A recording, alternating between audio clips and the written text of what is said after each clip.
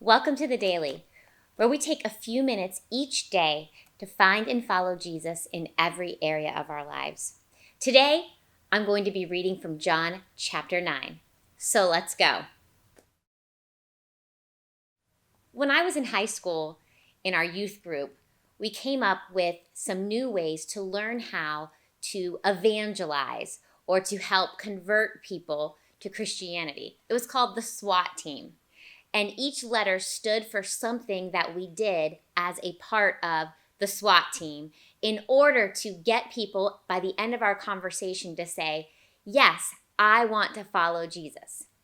Needless to say, we were all scared to death to have these conversations with random strangers. And honestly, it wasn't super effective.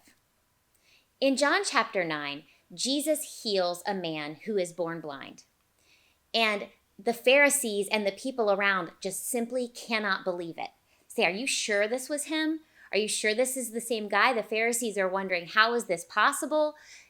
And the man is brought in before the Pharisees 2 times to try to prove to them that Jesus is the one who healed them. And so I love this in John chapter 9, where it says in verse 24, so for the second time they called in the man who had been blind and told him, God should get the glory for this.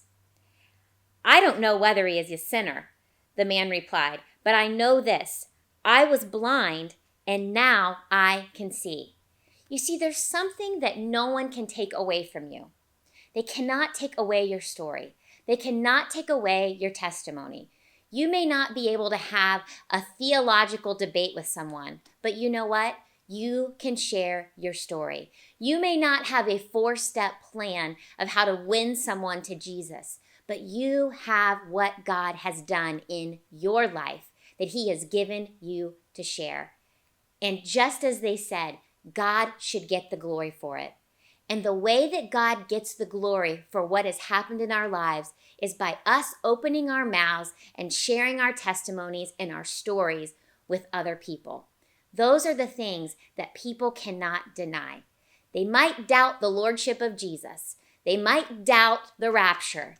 They might doubt the end times, but they cannot doubt a changed life unless they're just choosing at that point to live in denial like the Pharisees were.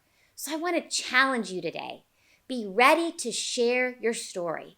Whatever it is that God has done in your life, you can say, I don't have all the answers, but this I do know. I once was lost, and now I'm found. I once was living in sin, and now I'm living in forgiveness. And that is an awesome testimony. God bless you, and have a great day.